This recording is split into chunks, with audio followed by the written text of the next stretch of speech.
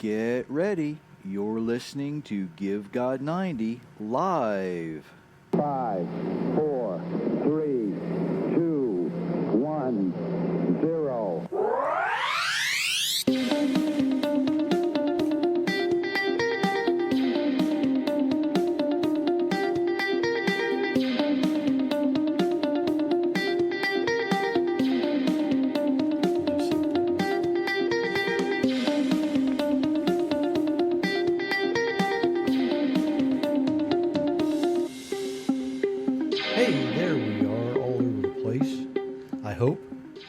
Welcome everyone to Give God 90.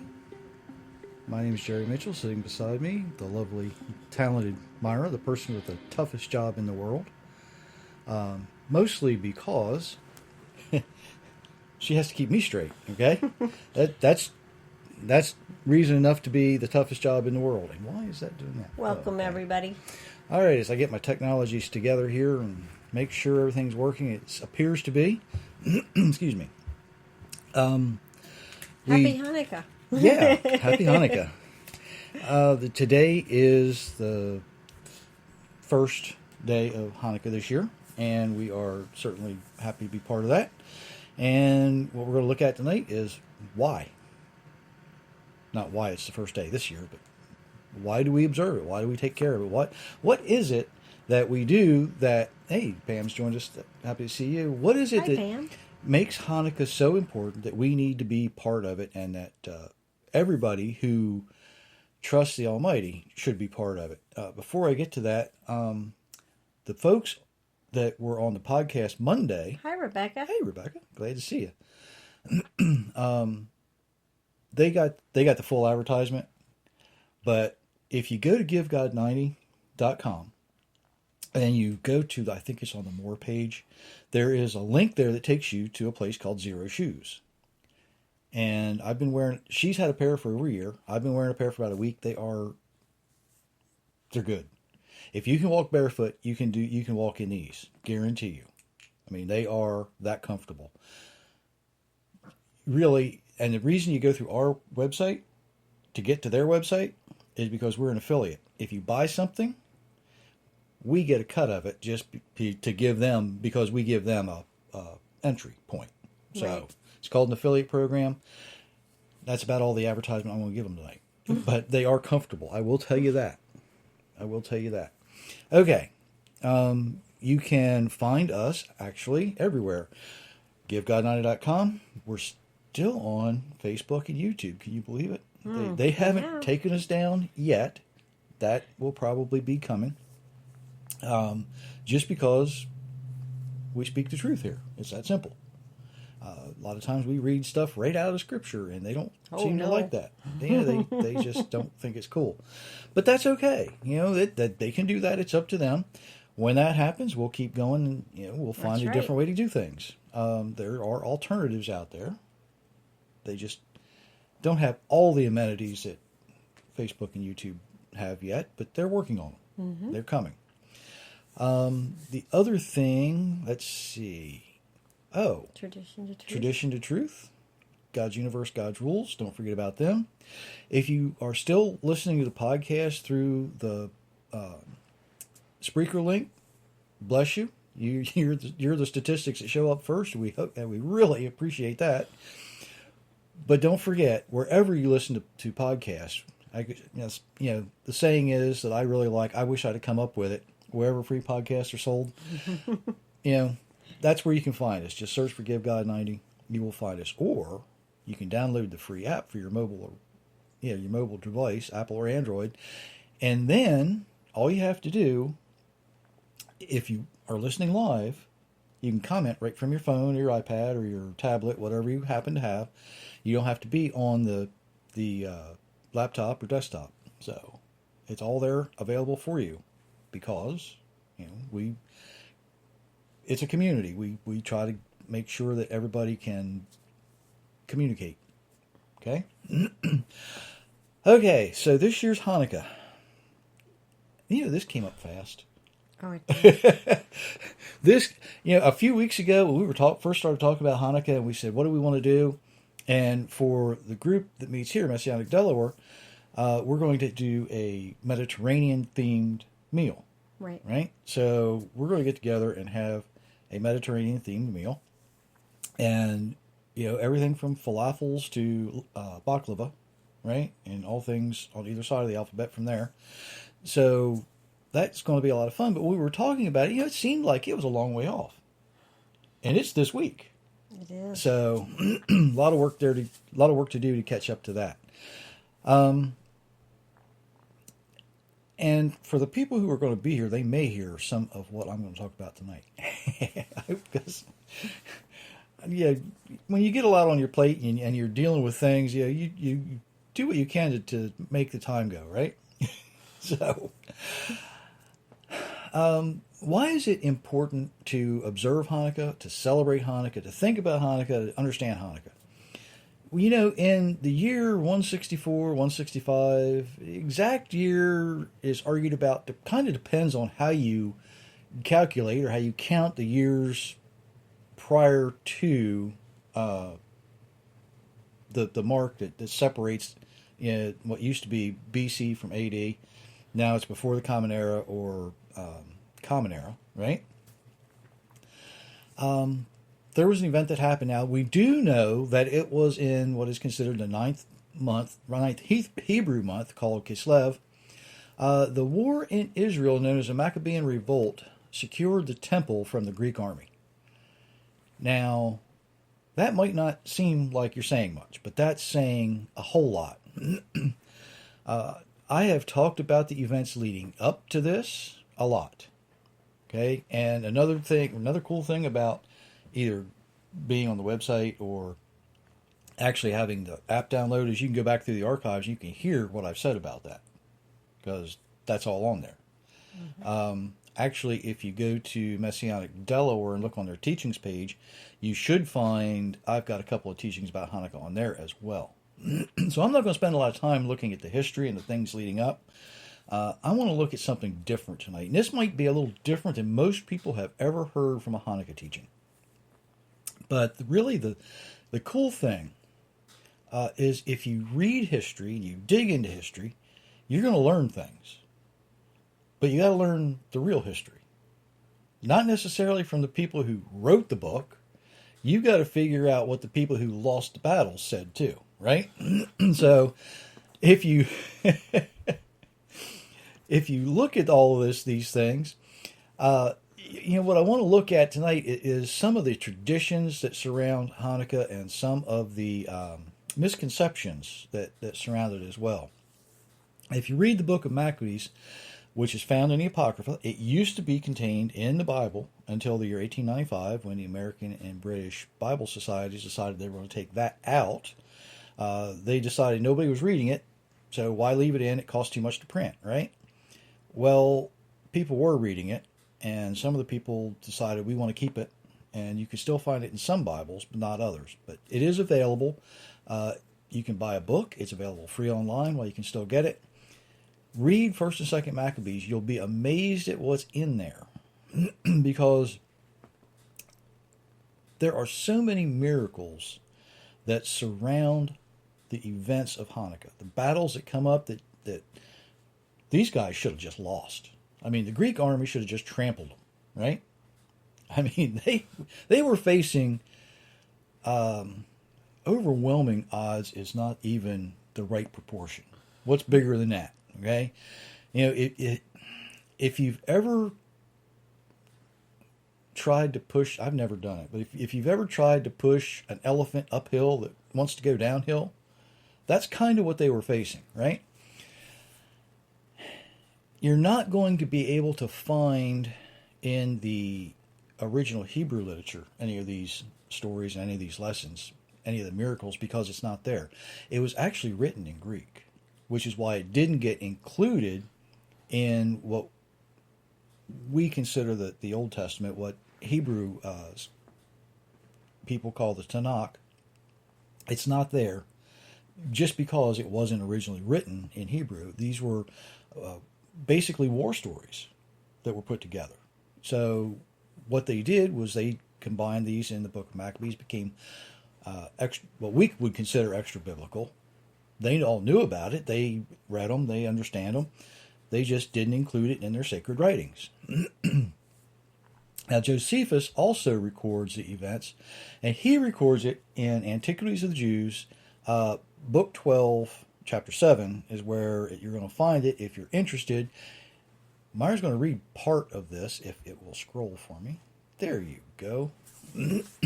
As it happened, these things took place in the very same day on which 3 years before the divine worship had been reduced to an impure and profane form of worship.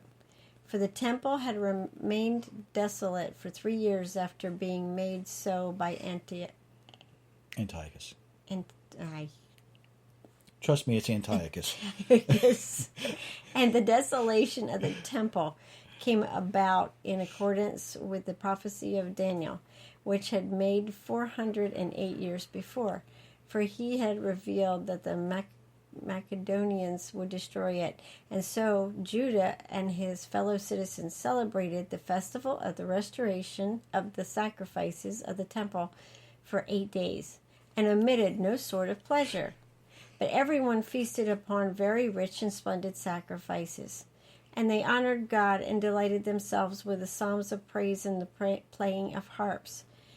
Indeed, they are so very glad at the revival of their customs, and after so long a time, having unexpectedly regained their right to worship, that they made it a law for their prosperity that they should keep a festival celebrating the restoration of their temple worship for 8 days. And from that time to this, we celebrate this, which we call the Festival of Lights, because I imagine beyond our hopes, this rite was brought to light, and so this name was placed on the festival. How about that? Now, Josephus calls this the Festival of Lights. He doesn't consider it the Feast of Dedication, as you're going to read in the book of John. There's some things that happened, and you know how the saying is that the victors get to write the history books, right? Mm-hmm. Well, sometimes, even in victory, you look back and you say, maybe we should have done something different, because when it comes to Hanukkah, and as many miracles as was experienced here, the one that we get hung up on is the miracle of the oil. Well, the miracle of the oil, if I can find it, had one of the early writers had this to say, and I can't remember this gentleman's name, but he writes, it is a commonly held view among historiographers. Now, isn't that a fancy word for historians? Historiographers, that the story of the cruse of oil, which appears both in the Talmud, which is where all of the, to make it simple, it's where all of the oral traditions of the Hebrews come down, okay? And in, now here's the fun one, and in the Scholium of Megalat Ta'anit. So there's two places where you find this. One is where most people are familiar, most people know what the Talmud is. Not many people know what this other writing is, but it's a historical document. And he continues, but one of many examples of what may conceivably be an intent on the part of the sages to wipe out all traces of the Hasmoneans. In other words, what he's saying here is it didn't happen, but it was invented so that we could change the story to the way we liked it. How about that?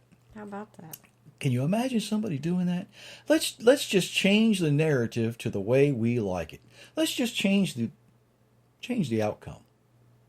Sounds kind of familiar, doesn't it? Doesn't it? History does have a way of... Solomon said, there's nothing new under the sun. So, there we go.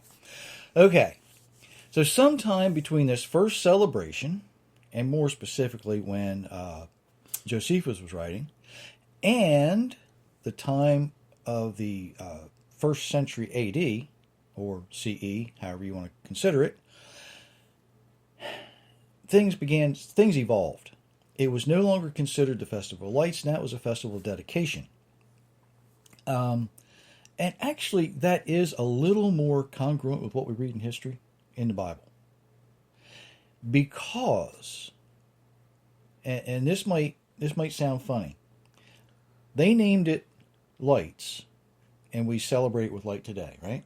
Right. It began to become known, or it evolved into, this Feast of Dedication. I'm going to speculate here just a little bit. When Solomon dedicated the first temple, it was a big deal. There was fanfare, there was parties, it was a big deal. When Ezra and Nehemiah, or Nehemiah, as it's properly pronounced, when they got back after the Babylonian exile, they rededicated the temple. And there was fanfare, and there was much celebration. Do you see why the rededication that the Maccabees achieved would eventually be called the Feast of Dedication? Because all of this reintroduction of being able to do that. Now, in 2 Maccabees, I believe it's chapter 10, you're going to read this the way it's told from the Maccabee standpoint. Okay? Now Maccabeus and his followers, the Lord leading them on, recovered the temple and the city. And they tore down the altars which had been built in the public square by the foreigners, and also destroyed the sacred precincts. They purified the sanctuary and made another altar of sacrifice. Then, striking fire out of flint, they offered sacrifices.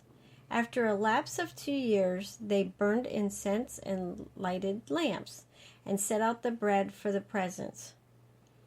And when they had done this, they fell prostrate and besought the Lord that they might never again fall into such misfortunes, but that, if they should ever sin, they might be disciplined by him with forbearance, and not be handed over to the blasphemous and barbarous nations.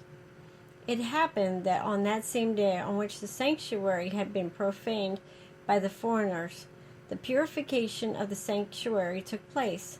That is, on the 25th day of the same month, which was Kislev, and they celebrated it for 8 days with rejoicing, in the manner of the Feast of Booths, remembering how not long before, during the Feast of Booths, they had been wandering in the mountains and caves like wild animals.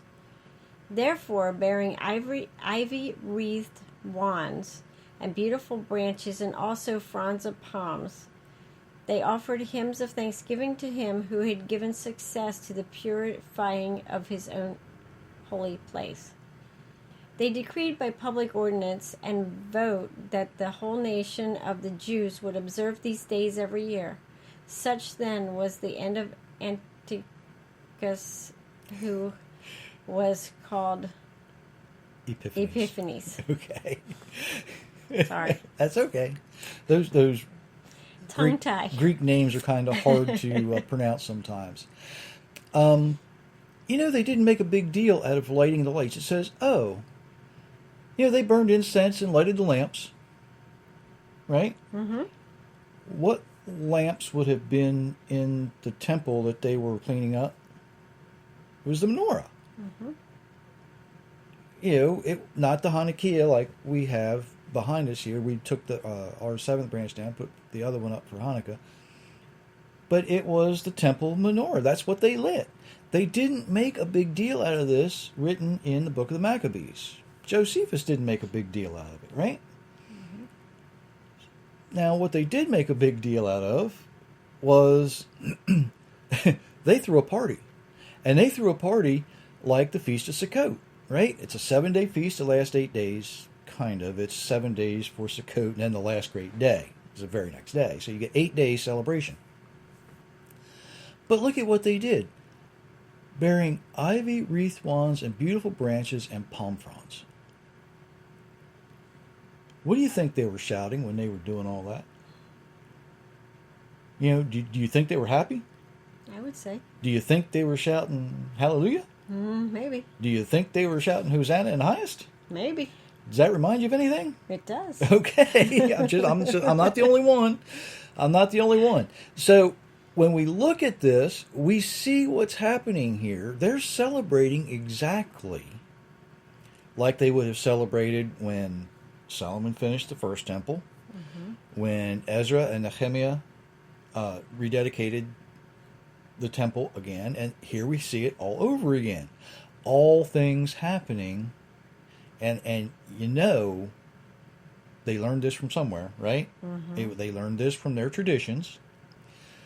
So here we have these ivy laced wands, right?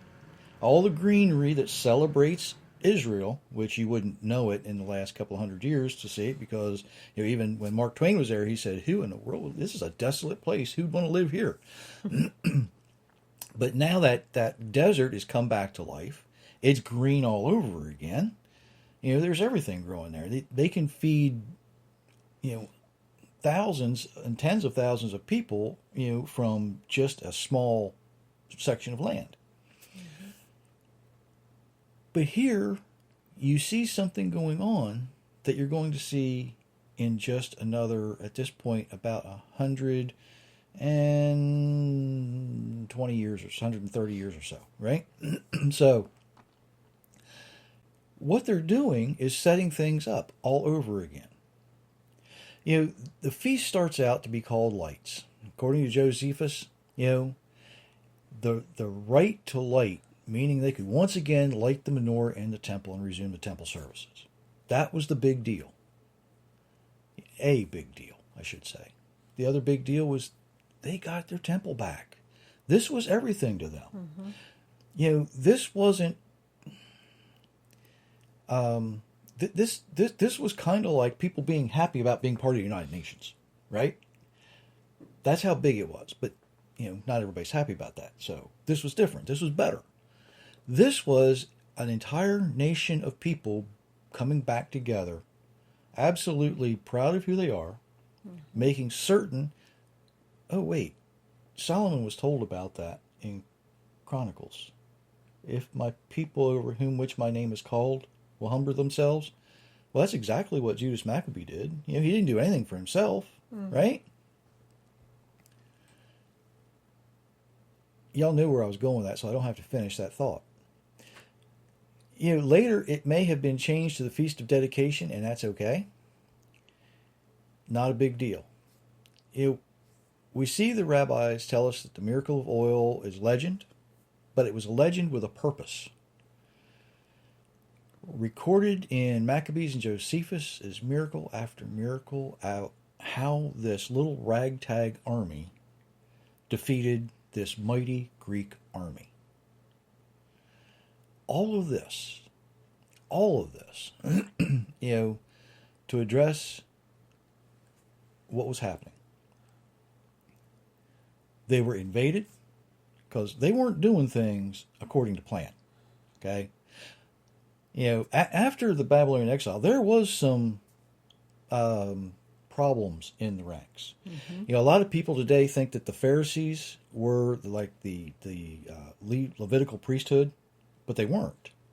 They were just another sect of what had become Judaism, right? Right. You had the Sanhedrin, or the Sadducees, and you had the Pharisees. You also had the Essenes, who were like the black sheep hippie group, we could say, kind of. We've translated enough of the Dead Sea Scrolls now. We know kind of how they lived, and they were kind of out there. But let's face it. They should have lost this war. Israel should not have been a country after this. They should have just been squashed, but they weren't. Hanukkah is an absolute tremendous lesson of how our Creator has the ability to help us overcome overwhelming forces that seem to be against us. Is it any wonder that when you are part of even today, part of a Jewish Hanukkah celebration, you're going to hear Psalm 30. Psalm 30 starts out, now we don't say it this way in English, but in Hebrew it starts out, and I'm going to translate, don't worry, I'm not going to speak the Hebrew here. A song at the dedication of the house of David. That's the first verse of Psalm 30 in Hebrew. It says, a song at the dedication of the house. You think that had... Now, David lived before the Maccabees. You think David was a prophet? Maybe just a little bit. It goes on, I will extol thee. I will praise you. Only more than praise. It's a stronger word than praise. I will magnify your praise, I guess is a good way to translate that. Jehovah, for thou hast raised me up and not suffered my enemies to rejoice over me. One of the translations for that is, you haven't let my enemies laugh at me. Now, the concept that our Creator protects us and gives us authority over our enemies comes with a price. And some people think this price is too big to pay, don't they? They do. And you know what? You can't buy it. No. You can't buy it. He gives us the authority that comes with a price. The Maccabees were completely dedicated to the Almighty. They understood this price. They knew what it was going to cost them. Remember, at the beginning of the rebellion, it was Judas Maccabee who, when they were trying to convince him to sacrifice the pig on the altar inside the temple, and he wouldn't do it, and he killed one of the Greek guards, and he shouted. As things escalated, he shouts, everyone who is for Jehovah, follow me. In other words, he's putting himself out there. He said, look, I'm not doing this for me, but I trust the Almighty enough. I'm doing this, and if he doesn't like what I'm doing, he's going to be the one to tear me down. And that's okay with me. He's willing to put himself out there for ridicule and for persecution. He's willing to put himself out there for the people that he knew he had to lead. He's putting himself out there saying, if nobody else is going to do this, it's got to be me. But he was not only dedicated, he was committed. At that point, he can no longer be part of what he was doing. He can no longer continue in just the realm that he was in, or the role that he was in, right? He had to step out of this concept of living in an occupied territory and step into the role of a military leader. Mm-hmm. The only way that he ever got through this, and when you read the book of Maccabees, you're going to notice that there's a little phrase that's repeated over and over. The Lord with them. In other words, whatever they did, wherever they went to fight, you're going to read that they stopped and they asked the Almighty where they needed to go. They sought His counsel at every turn. They understood they couldn't do it. They understood if this was going to happen, it was going to be God intervening on their behalf. They understood. They grasped that concept and they said, look, whatever you want, Lord, we will follow your instructions. Sound familiar? How many times have I been saying, if you want to improve your life, the one thing you have to do is be willing to follow the Creator's instructions. If you're still not convinced that you should observe Hanukkah, maybe you're a Christian. You say, look, what does this completely Jewish holiday have to do with me? How does it affect me? Maybe you should read John chapter 6 through 10, because there's a lot of information there. There's more words devoted to the celebration and the events surrounding Hanukkah than anything else in John's gospel except Passover. Now, Hanukkah is not even a commanded holiday. You're not going to find it in Leviticus, right? Right. It didn't happen until much later. Hey, Francisco, glad to see you. Hi, Francisco. He is in charge always, no matter what. We forget that sometimes. When we look at John beginning in chapter 6, now, Yeshua was with John the Baptist, right? Mm-hmm. And they were kind of in that same area. John loses his head. Yeshua and his disciples, he's like, you know what? Maybe we should cross over we need to get out of here. We're going to go cross the Sea of Galilee. And we're going to go up. And they were in Capernaum for a while until things kind of calmed down, right? But then something really interesting happens. I'm just going to give you some real quick highlights. He chooses to go back to Jerusalem.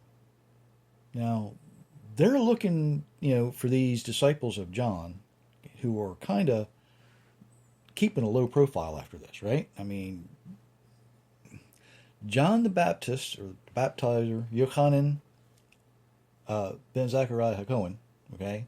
John the son of Zechariah the priest, he didn't mix words very well. He wasn't very diplomatic. And when he spoke, people listened. He had become such a influential part of that society that when he spoke, people paid attention, right? Mm-hmm. They listened to him. So when he spoke out against the marriage of Herod and, I can't remember that woman's name, Herodian. It was another weird set of plays on words there. But anyway, he said, hey, what do you want? She said, bring me John's head on a platter, which he did. Jesus took his disciples out of harm's way for a period of time. But things hadn't completely calmed down. Not a whole lot of time had lapsed. He decides to go back to Jerusalem. Now, why? It's not a commanded feast. You don't have to go.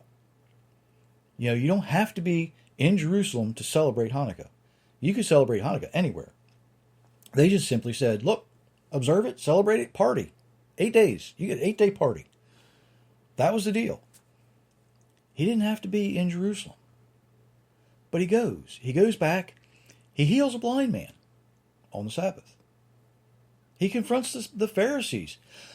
He delivers his address about being a good shepherd. All while talking about being something very special, the light of the world. At Hanukkah, originally called the Festival of Lights. Then the Festival of Dedication, or Feast of Dedication. Again, he didn't have to go there. He could have stayed where he was, everything, nobody would have said a word. But he goes.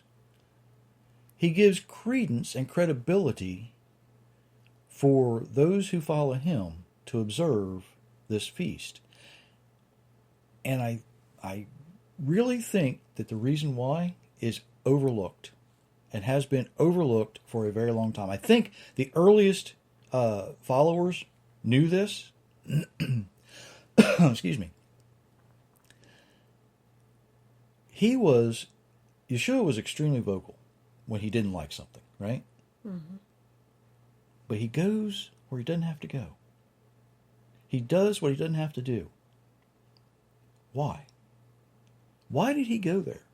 What could it be that he is putting together?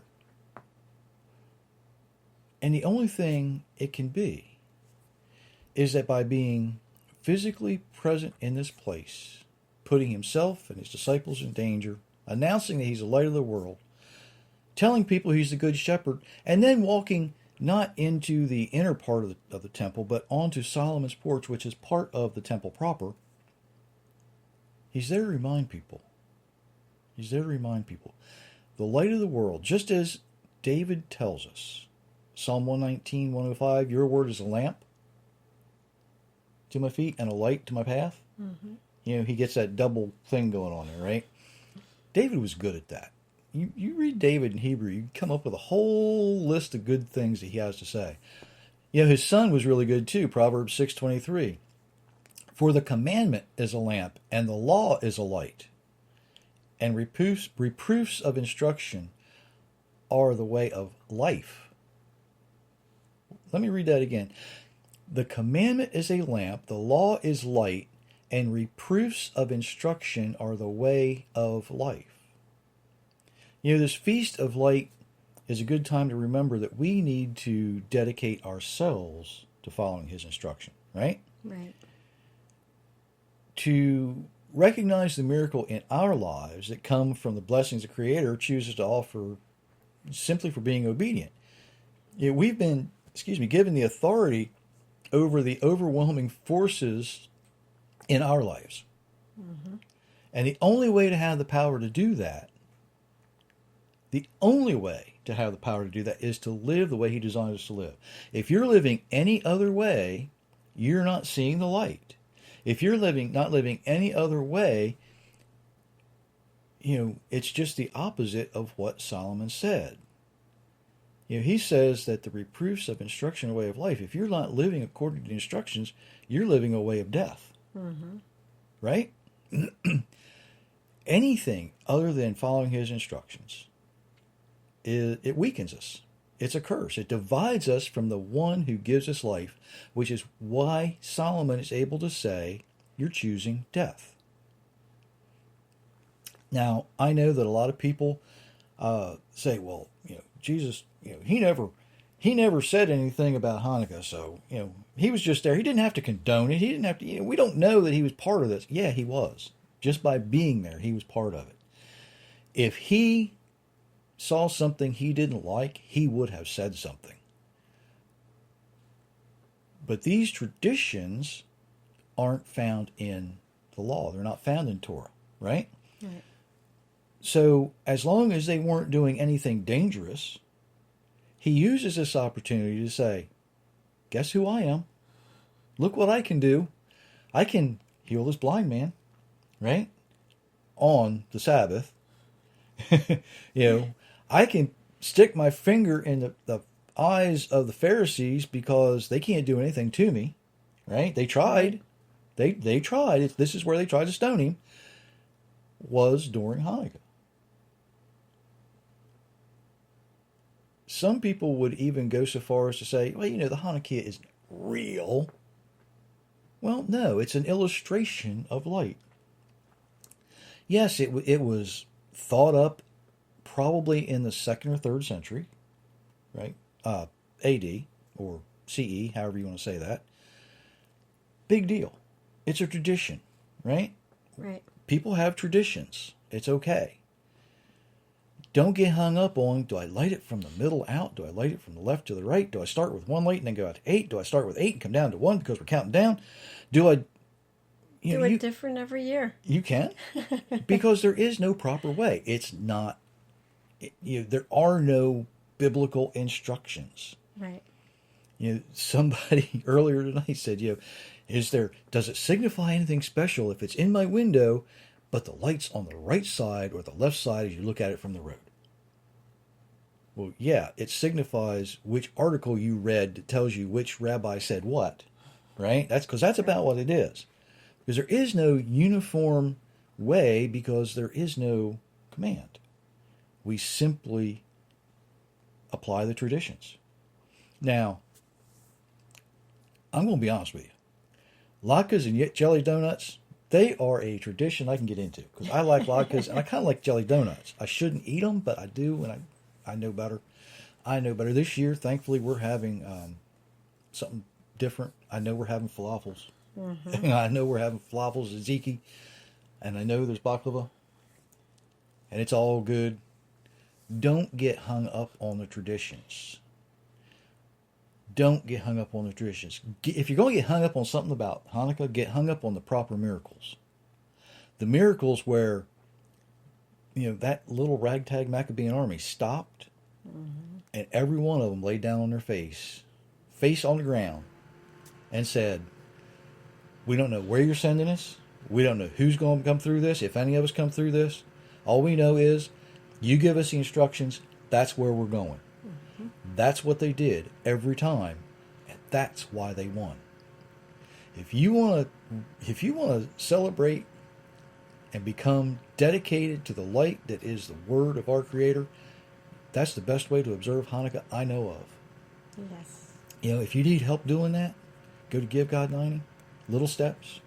Mm-hmm. I use extreme examples with this. I say, look, if if a person who used to weigh 80 pounds, they don't just wake up one morning and weigh 750 pounds, right? Right. It took them time to get there. Not everybody who weighs 750 pounds can get back down to their proper weight overnight. It takes time to come back. Sometimes when you're so far off that narrow path, it takes you time to find your way back. That's what we're looking for. We're looking for the people who are searching to find their way back and who are dedicated to following the light of the world to live the life that the Almighty has designed them to live. It's that simple. It's that easy. That's all you got to do. Mm-hmm. If you really want to... Hey, there's Kathy. Come in. Hi, Kathy. Come in at the end after I said all the good stuff. You're going to have to go back and listen now. But that's okay because you can go back and listen. Yeah, that's one good thing about the podcast. Mm-hmm. You can listen to that anytime you want. And there's a lot of people that do because I will get comments. Actually, I got a comment the other day on something we did a couple of weeks ago. And I had to go back and refresh my memory about what I said because I wasn't real sure what I'd said. But anyway, when you think about Hanukkah, it's not just about the traditions. In fact, it was, she was doing schoolwork with the kids. Well, that's important. You got to do that. Don't get hung up on the traditions. If you're going to get hung up on the miracles, but get hung up on the right miracles. Mm-hmm. The ones that led to the victory. The legends are nice, the traditions are nice, but the miracles that lead to victory is what Hanukkah is really all about. Being so dedicated that you're willing to do anything that the Almighty tells you to do. I can imagine, Judas saying, the Almighty saying to Judas, you pick up that spear and you go walk up that hill. He's a better man than I am because I'd have been looking at that spear going, this looks like kind of a weak stick in front of that army. But that's just the way it is. Mm-hmm. If you are that dedicated, guess who's going to win? Oh, definitely. Samson took, that... Most people don't realize, they read the story of Samson, how he killed 1,000 men with the jawbone of an ass, right? Mm-hmm. They're not big. No. They're not much bigger than, a knife blade, a 6 or 7 inch knife blade with a handle in your hand. That's about as big as they are. He didn't have a huge weapon. He had God. He had God. That's all he needed. The Maccabees didn't have, they were well outnumbered. Mm-hmm. Some say more than 30 to 1. Mm. But they defeated overwhelming forces. If you're willing to live the way your Creator designed you to live, you can defeat overwhelming forces. And it doesn't have to be an army. It can be little things. And I say little things, or big things to some people. You can defeat those spirits that are attacking. It doesn't matter whether it's greed. It doesn't matter whether it's addiction. It doesn't matter what it is. You can defeat those spirits. Mm-hmm. But you got to be dedicated. It's not going to work if you just say, Lord, you got to deliver me. He's going to say, okay, I need you to go from point A to point B. And you're sitting there, not moving. Mm-hmm. Lord, you got to deliver me. Go from point A to point B. Nope, you got to deliver me. If you're not willing to move, I can't help you. You've got to be dedicated. You've got to desire it. You have to be willing to take the step. Right? Excuse me. I need to stop because my voice has started to lose. And I was done anyway. Because, hey, I'm going to be honest with you. I thought my greatest line tonight was, if you really want to celebrate, become dedicated to the light that is the word of our Creator. After 3 days, that's what I came up with. Isn't that kind of strange? After 3 days of talking about this, that's what I came up with. Ladies and gentlemen, did you have anything else you wanted to add? No. You sure? Thanks for joining us, everyone. Oh my, we have fun with this sometimes, don't we? and folks, I'm going to be honest. A lot of times I will sit down and I will put these notes together, and she doesn't have a clue what we're doing until he starts talking. I start. And the good thing is, so far, and this might happen next time, I don't know. But I have been in front of people, and I've walked up with my notes, and I just knew exactly what I was going to say. And I look out at that group of people that I'm in front of, and the Almighty says, you can just put those away. Mm-hmm. And that's when my knees get weak, and I go, ooh. And about the only thing you can do is you just open your mouth and start. Mm-hmm. And you have enough faith and enough trust that it's going to be more than just gobbledygook coming out, right? Right. So, I don't know. It has always worked for some Don't say good for reason. some reason. I know why. But for some reason, well, I will say for some reason, I've just always been willing to do it. Well. Not on the scale of Judas Maccabee. Right. You'd probably get upset if I said, honey, we're going to war. I'll see you if I get back. Because you're not in shape, good enough shape anymore to go with me. No. So, all right, ladies and gentlemen, we're going to end with this with you tonight, and we really, really, really hope you enjoyed it. If you did, don't forget the like buttons, the share buttons, comment on either the Facebook live stream or on the podcast chat. It's open. It's there. It's available for you. Get this out there. You chose to listen. Your friends need to listen. Even your enemies need to listen. So make sure they get it too, because what we're all about is doing nothing more than trying to convince you to live the way the Almighty designed you to live. That's right. That's what we're here for. And any way we can help you do that, that's what we're trying. So until next time, we certainly appreciate each and every one of you. Yes, we do. Don't forget the like buttons and share buttons. Love you all. Have a wonderful, wonderful Hanukkah. Yes. Monday we will be live Monday morning at 10 a.m. Eastern. And that's not going to be on Facebook. That is just for the folks who are willing to join us and listen to the podcast. So until next time, good night, everybody. Good night.